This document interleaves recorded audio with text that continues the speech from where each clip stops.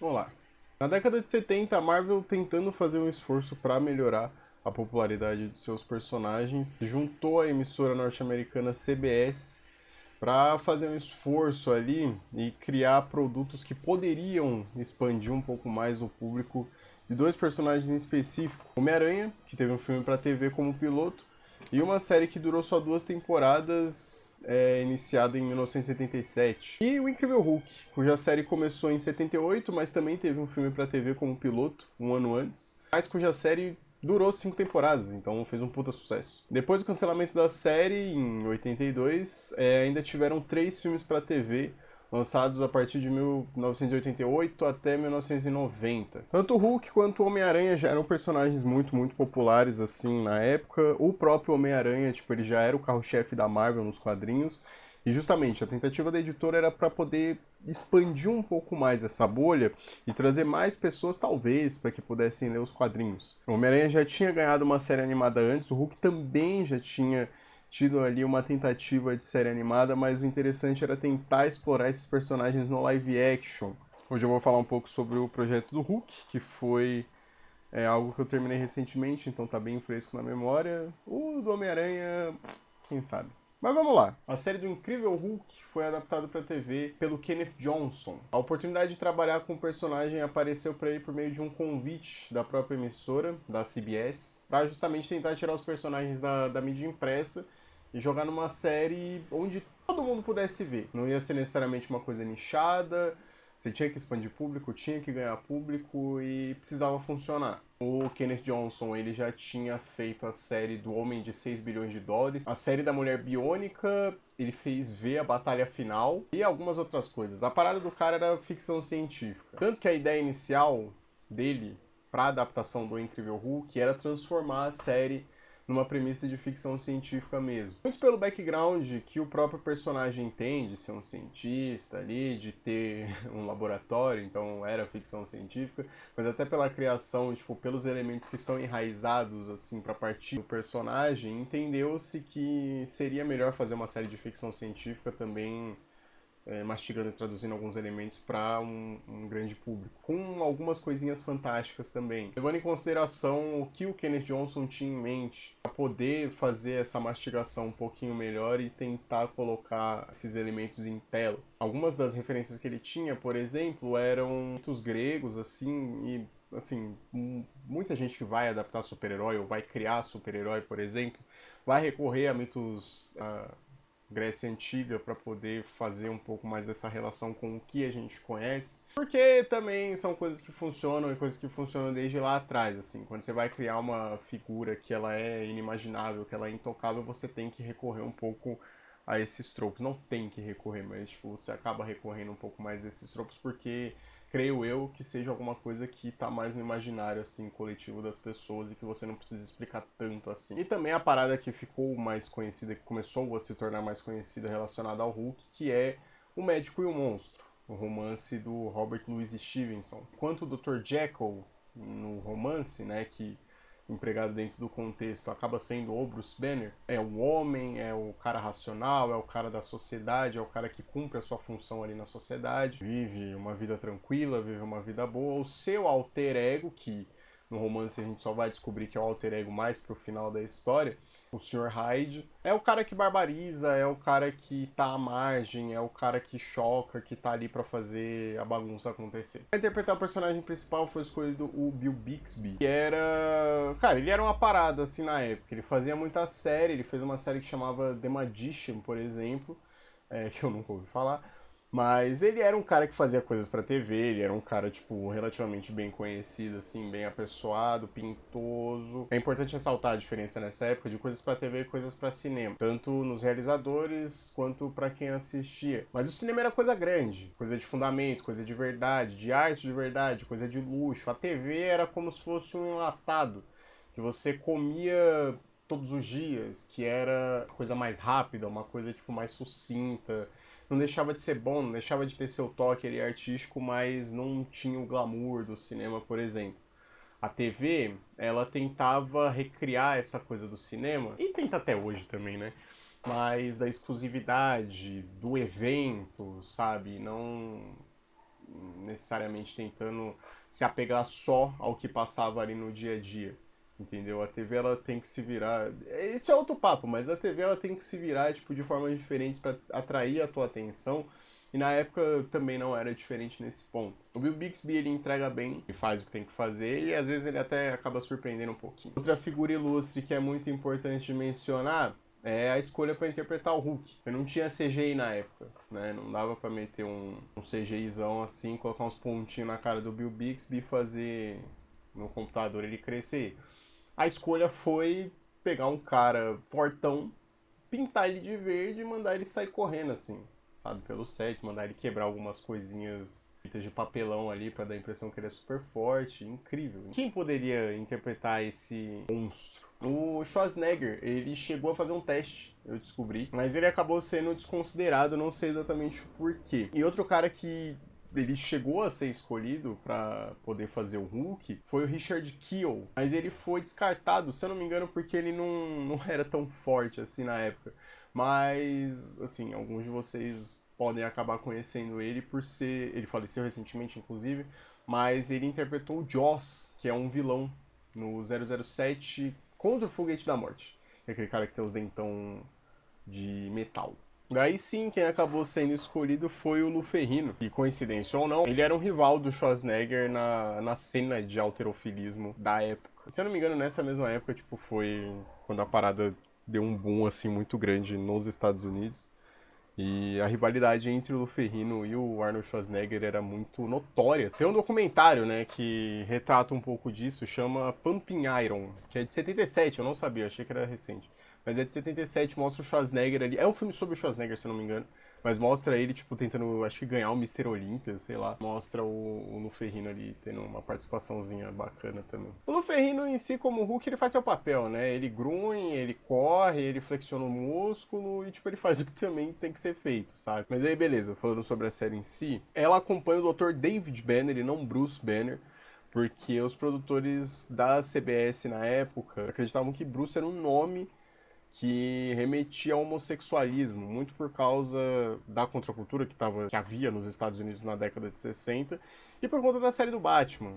Que, assim, a contracultura, a própria série do Batman e alguns movimentos sociais da década de 60 nos Estados Unidos, eles foram, tipo, se mesclando uma coisa na outra. A série do Batman foi muito, muito popular e virou algo surreal. Então, já com isso, com a questão anterior da lei de proteção lá dos quadrinhos, que implicava que o Batman era um homem gay e o Robin era uma criança viada também, e, tipo, os dois ali tinham relação, acreditava-se que Bruce era um nome gay.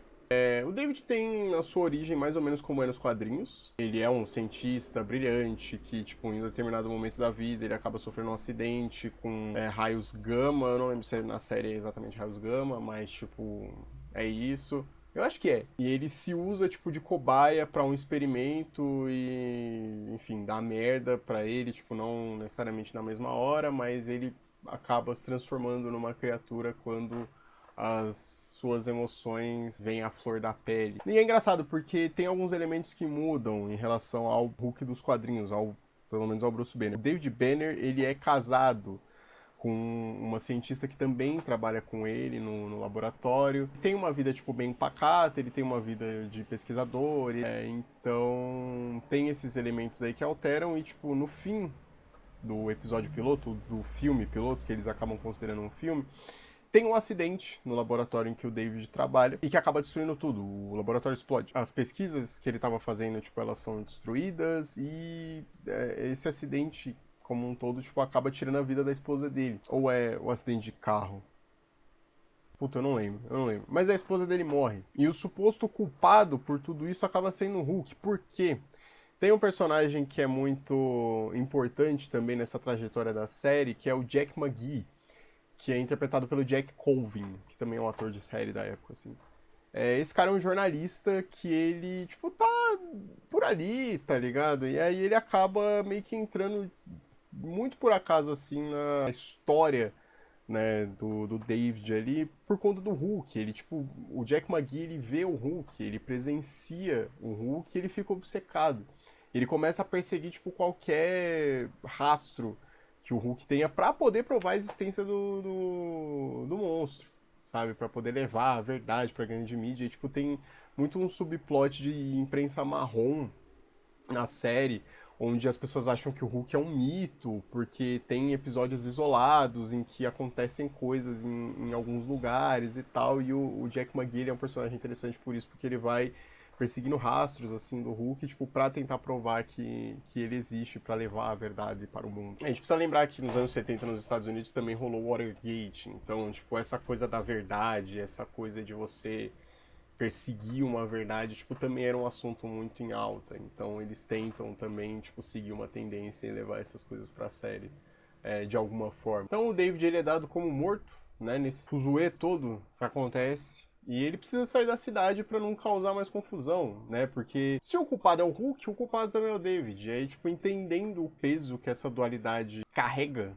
e sabendo que ele vai precisar carregar isso pro resto da sua vida, ele resolve seguir seu caminho e tentar viver com isso de alguma maneira. É poético, é forte. E é isso, no decorrer da série ele vai procurando lugares, ele vai viajando pelos Estados Unidos, assim, tipo, vai procurando um lugar pra ficar, vai procurando alguns trabalhos, assim, que ele possa fazer, ele sempre dá um nome falso, porque ele precisa, e ele vai tentando se encaixar ali nos lugares em que ele tá se inserindo. Sabe, ele tenta passar um pouco despercebido, mas ele vai, tipo, aos poucos ganhando a confiança de todo mundo e tal, porque também é outra época. Mesmo que houvesse uma desconfiança, tipo, no país, assim, aparentemente as pessoas ainda eram bem receptivas e elas ainda tentavam confiar umas nas outras também. E até que em determinado momento acontece alguma coisa, o Hulk aparece, tipo, destrói tudo e ele tem que ir embora. Essa é quase que a mesma estrutura sempre. Lógico, tem episódios e episódios, tem episódios que eles extrapolam um pouco mais, assim, essa fórmula e aí eles vão esticando, vão tentando brincar um pouco mais. Tem episódios que são, tipo, todos meio que mais introspectivos e é o Banner contra o Hulk, enfim, o cara tentando se desvencilhar dessa parada, tipo, mas ao mesmo tempo tentando seguir em frente. É uma série boa, é uma série interessante. O que o showrunner, o Kenneth Johnson, conseguiu fazer, a equipe também, a produção também, foi, tipo, justamente nas alterações em que eles se propuseram, deixar muito mais palpável para um público que não lia quadrinho. O Hulk, ele, tipo, não falava como ele falava nos quadrinhos, mesmo que os quadrinhos seja aquela coisa mais...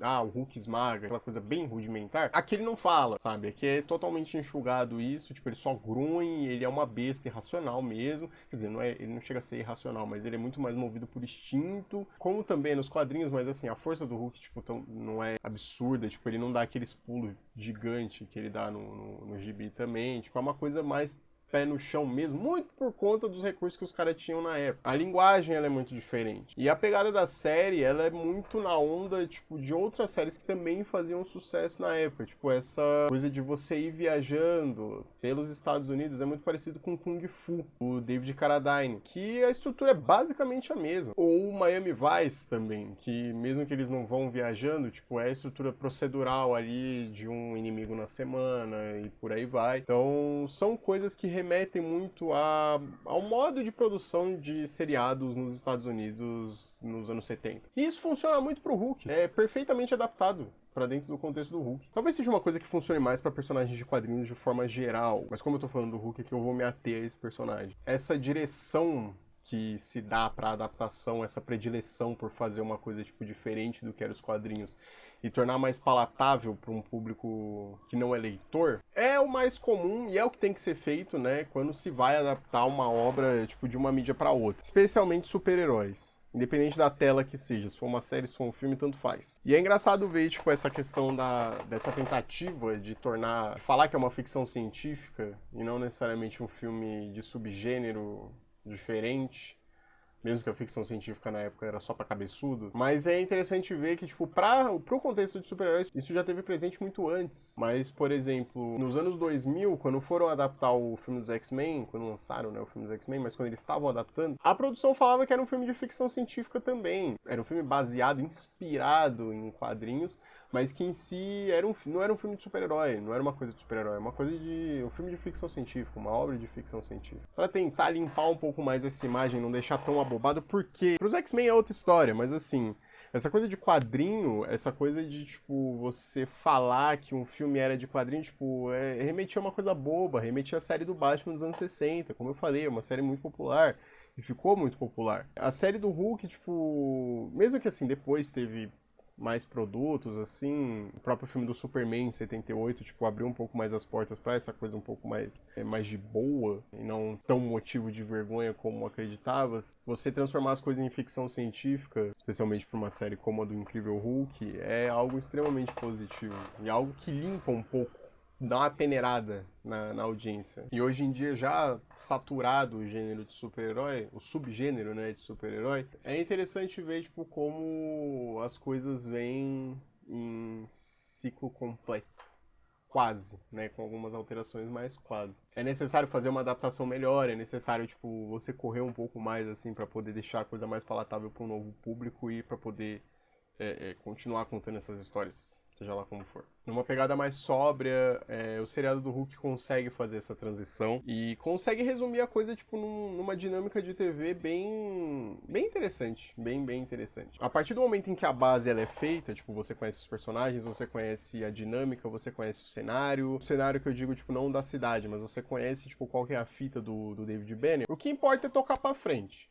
Sabe? É estabelecer ele dentro de contextos, a cada episódio um novo contexto, a cada episódio personagens novos, por aí vai. Tipo, os únicos regulares, né, que eles chamam da série é o Hulk, o Banner e o Jack McGee, que não aparece em todos os episódios, tipo, vira e mexe ele some, volta, enfim, é tocar pra frente. O que não vai mudar é o protagonista e o dilema dele, que é buscar redenção, ou mais ou menos. O David Banner, por tudo que rolou, tudo que culminou no acidente do laboratório, ele perder a mulher dele, ele tenta sim seguir a vida, mas ele sabe que ele não vai conseguir esquecer essa outra parte, ele não vai conseguir se desvencilhar tão fácil assim dessa outra parte. A busca pela paz, pela tranquilidade, ela não vai ser alcançada. E ele sabe, ele meio que sabe, mas ele não vai deixar. Ter uma resiliência muito grande no personagem. Essa parada de você seguir em frente, carregando esse peso, entendendo esse peso e fazendo o possível para que esse lado destrutivo não te destrua, que não deixa apagar quem você é ou que você acredita. Tem algo na série que não é verbalizado, mas que é mostrado nas ações do David, que é o quanto ele se importa em ajudar, o quanto ele se importa em ser bom, em ser prestativo, pra quem quer que seja. Ele já era uma pessoa boa antes, tá ligado? Todo mundo meio que gostava dele, mas a sensação que dá é que ele acaba tentando fazer se valer mais depois de tudo que aconteceu. Mais pra, eu julgo, né? Tipo, poder mostrar pra si mesmo e pra poder se convencer de que ele é uma pessoa boa e de que o lado bestial, tipo, não tomou conta dele por completo. Isso é interessante, assim, pelo que eu comentei, tipo, dos valores dos Estados Unidos na época. A gente vê, tipo, muitas obras da década de 70, assim, que algumas pendem um pouco mais pra... Não diria derrotismo, mas, tipo, pendem pra um realismo um pouco maior, em uma desesperança, uma desilusão, e, tipo, outras obras que são o completo oposto. Então, tipo...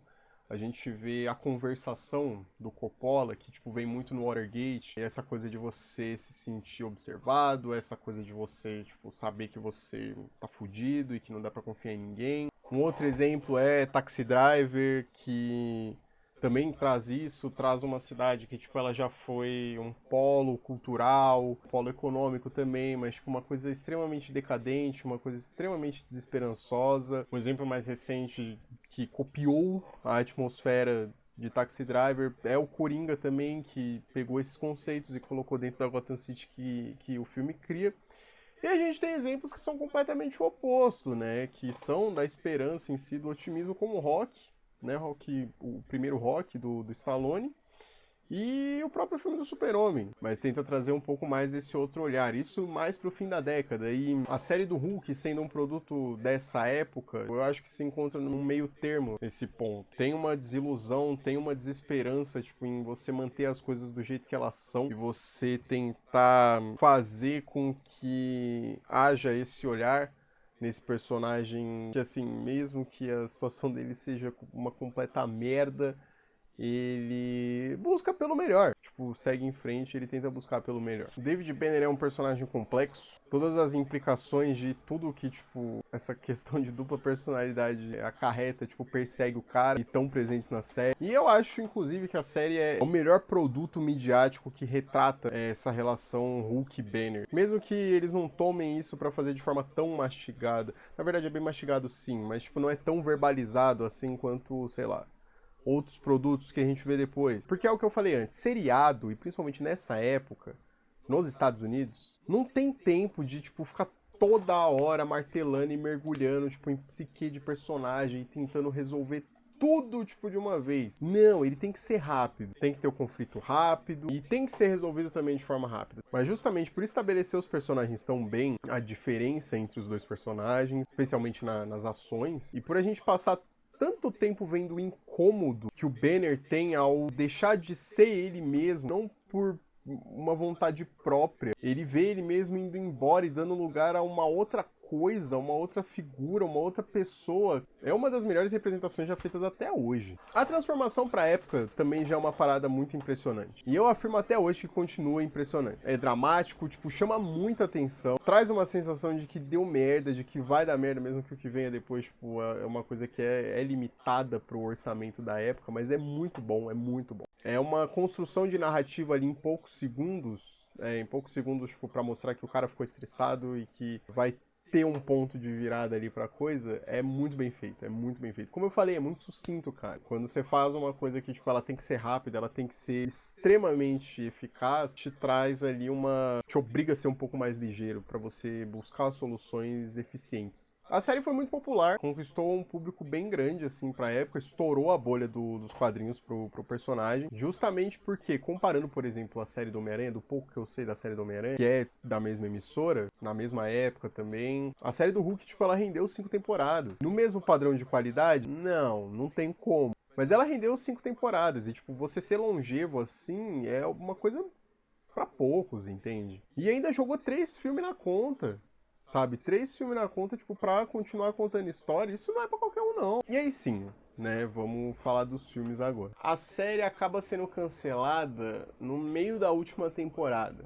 E ela fica sem final. A última temporada ela tem 7 episódios, o que já é bem menos do que as temporadas anteriores. E o final é bem abrupto, é bem normal, parece uma coisa corriqueira. O que dá a entender que, tipo, não foi uma coisa que foi planejada pra ser um final mesmo. Mas não é uma coisa que eu particularmente acho ruim. O David, ele só tem o fim da sua história como qualquer fim de episódio, reforçando que a sina do cara é repetir aquela dinâmica, tipo, de novo, de novo, de novo. Inclusive as repetições de elementos na própria série, pra mim elas encaixam muito bem. Mesmo sabendo que não é uma coisa exatamente proposital, dá pra ver um encaixe legal, assim, em nível de temática, né? É uma coisa bem trágica. Você vê a pessoa não conseguindo sair daquele ciclo, sendo que o ciclo em que essa pessoa tá inserida não é necessariamente por vontade dela, é tudo um acidente, é tudo algo externo à vontade dela, mas que mantém a pessoa presa ali. É como se o David Banner fosse refém daquelas situações. A tragédia grega que eu falei. Pra complementar a história, ou pra dar um fim, mas ao mesmo tempo resgatando a popularidade do personagem e ainda adaptando outros personagens pro contexto que foi criado ali pro próprio Incrível Hulk, surgem 3 filmes pra TV. E pra TV. Não foi pro cinema, foi pra TV. Rapidamente, o primeiro filme é O Retorno do Incrível Hulk. Ele traz a mesma dinâmica da série, como se fosse um novo episódio ali rolando. O David mora agora num lugar pacífico, na praia, um trabalho estável e uma vida tranquila como ele acha que ele merece e ele acha que ele conseguiu. Ele fala que o Hulk não aparece há mais ou menos uns 2 anos e que ele, tipo, tá feliz com o seu autocontrole porque ele tá conseguindo fazer tudo sozinho. E é engraçado porque, se eu não me engano, é a primeira vez, tipo, nesse filme que é mencionado um paralelo, tipo, abertamente ao Médico e o Monstro. Até que um dia um jovem chamado Donald Blake, ele encontra o David no laboratório em que ele trabalha pedindo ajuda com um martelo misterioso que ele acabou encontrando num pico que ele foi aí em determinado momento. É um martelo que tudo indica, tem um poder nórdico muito forte, que quando é empunhado ele traz o espírito do Thor. Então é outro personagem da editora que acaba sendo adaptado dentro do contexto do Hulk, como eu falei antes. A história do filme é uma situação em que, tipo, tem um cientista que tá tentando sabotar o trabalho de outro cientista e, enfim. Se resolve como qualquer outro episódio. O Thor, ele é um cara que, tipo, é interessante porque o Thor tinha um alter ego nos quadrinhos, que era o Donald Blake, mas se eu não me engano eles davam um lugar, tipo, o Donald Blake, sei lá, caiu um raio nele e aí ele virava o Thor, mas, eu não sei. Mas no filme do Hulk, tipo, ele empunha um martelo e ele meio que sumona o Thor, tá ligado? E aí aparece um loirão, fortão, pá, não sei o que, pronto pra causar. as obras desse contexto, tanto na série quanto nos filmes, tem muito, tipo, dessa questão de corrupção. E pela época dos Estados Unidos, pelo contexto da época do país, isso é muito... eu acho que é interessante, assim. Fala muito sobre a ganância dos homens, sobre, tipo, você querer sobrepujar alguma outra pessoa, tipo, pra ter o que ela tem, pra tomar, na verdade, né, o que ela tem. Tem esse paralelo, assim, do que eu comentei antes, de, tipo... muito do Banner tentar se mostrar um homem bom é pra colocar um contraponto contra esses caras que são, tipo, desvirtuosos, que são corruptos em alma. E pra compensar os estragos que o Hulk causa. Não que o Hulk seja corrupto, ele é uma besta, tá ligado? Mas ele ainda tem um coração bom, ele ainda, tipo, faz o que é certo, por isso que eu falei que ele não é irracional, mas ele é um contraponto, e o Banner também, tipo, acaba sendo um contraponto em relação a esses outros caras, que são os vilões da história. O segundo filme, o Julgamento, do Incrível Hulk, de 89, pra mim acaba sendo mais refinado, ou aceitável, né, se der pra falar isso. Porque assim, como você deve imaginar, o Banner tá trabalhando em algum lugar na dele, assim, tipo, e ele acaba se envolvendo num incidente em que, de novo, ele vira o Hulk, dá merda, só que ele acaba sendo preso. Os eventos do filme anterior não são mencionados, assim como na série os eventos dos episódios anteriores também não eram mencionados. E também não interessa muito. E com o Banner preso, abre-se um espaço para que um advogado seja apresentado. E aí ninguém mais, ninguém menos do que o Matt Murdock,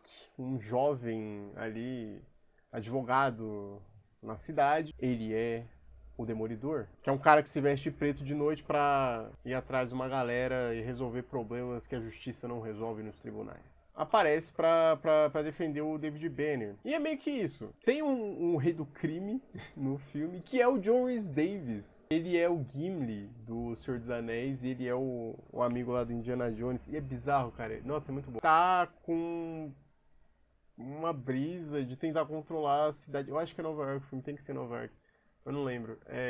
E assim, acaba sendo o Demolidor envolvendo. O filme acaba sendo muito mais o Demolidor. O Demolidor tem muito mais destaque que o Hulk, na real. Tipo, eu diria que o filme ele é até meio baseado na fase do Frank Miller, mas não é, na real. Porque a fase do Frank Miller, tipo, nos anos 80 no Demolidor é muito simbólica. Mas o filme tipo, pega meio que os conceitos e, mais uma vez, tipo, ele adapta pro que ele quer que funcione dentro daquele contexto que ele tá construindo pra contar aquela história. O que é isso, tá ligado? Tipo, eles se juntam lá pra dar um pau na galera e resolver as coisas no braço. E aí no último filme, A Morte do Incrível Hulk, os caras vão buscar... parece muito, tipo, dar um ponto final no personagem e fechar esse ciclo de alguma maneira. E é engraçado porque essa peça, oriunda da série, é a que eu tive mais contato, tipo, durante a vida, porque eu tinha um VHS com esse filme. Eu não sei como, eu não sei, tipo, como que isso apareceu lá em casa.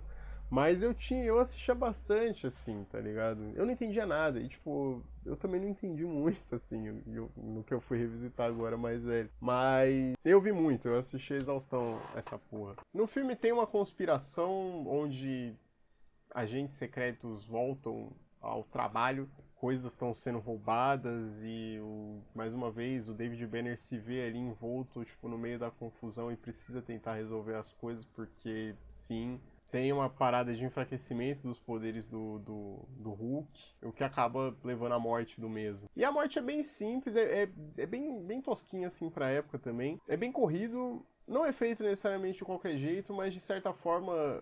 é muito abrupto e te faz enxergar até uma certa poesia nas coisas. Ou eu que tô com uma boa vontade demais. Mas assim, eu acho legal, eu acho poético, porque por mais que existam elementos fantásticos nos filmes, na série também, claro, tem também uma procura pelo normal. Porque como eu falei, você tem que adaptar os conceitos e você tem que fazer as pessoas enxergarem o normal dentro daqueles projetos. E como na vida, as coisas também acabam do nada. E é muito curioso que a vida do David Banner barra Hulk seja ceifada dessa forma, sem muita cerimônia.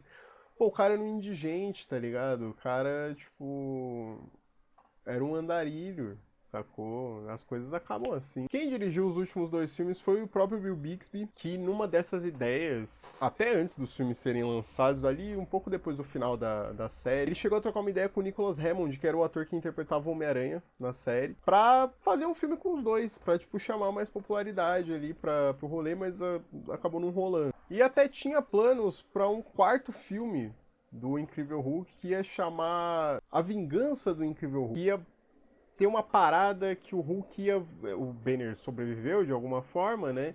E o Hulk, ele ia reviver, mas meio que só na cabeça do Banner. Como que isso ia acontecer? Não sei. Eu sei que a coisa não foi pra frente, o projeto acabou não indo pra frente porque o Bill Bixby morreu em 1993, ele morreu de câncer.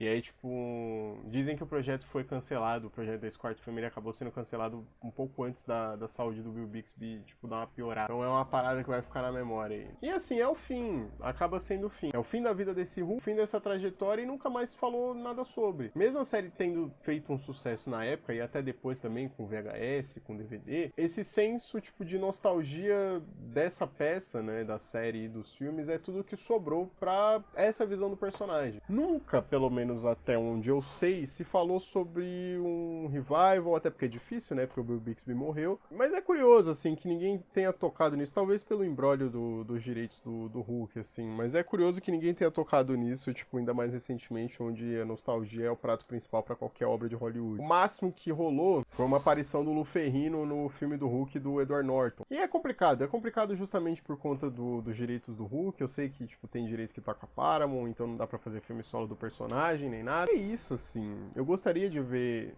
essa ideia de volta, essa visão do personagem de volta? Não, de forma alguma.